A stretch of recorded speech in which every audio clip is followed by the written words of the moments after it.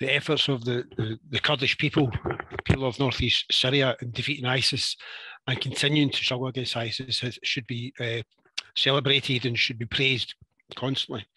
The fact that there are people from 57 different countries there, it means that all of those countries should take some responsibility. People who are now being held there from other countries should be sent home. There's no doubt about that. The responsibility for those people lie with their host nation, with their own country. And people who from Britain went there because they were radicalised in Britain. They were attracted from Britain.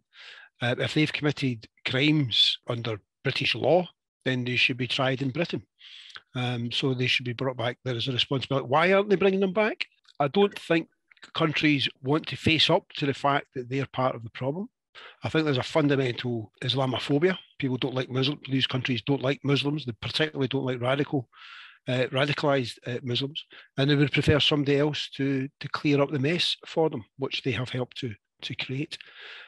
So I think it's they just want to negate their own responsibilities. What Turkey's doing is it will take action to try and weaken the Kurdish people at any point. And whenever the Kurds look to be gaining strength, then Turkey, history shows us that Turkey will intervene and Turkey would do it. I think they saw ISIS as a way of weakening the Kurds in the first place. If ISIS were going to take out the Kurdish forces, that would be great for Turkey. So they aided them, they gave them assistance. I think there's lots of evidence to demonstrate that in the past. I don't think that mindset has changed just now. So yes, when the Kurds, the forces on the ground, defeated ISIS in the most recent events, that was a signal to Turkey that once again the Kurds were demonstrating they still had strength, they still had influence, they still had power.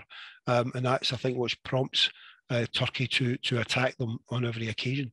And I think there is still evidence that they will step in and they will provide support to ISIS, either directly or indirectly in many ways. But ultimately, Turkey's main agenda seems to be to weaken the Kurdish people's resolve to their own self-organisation, their own autonomy and their own defence.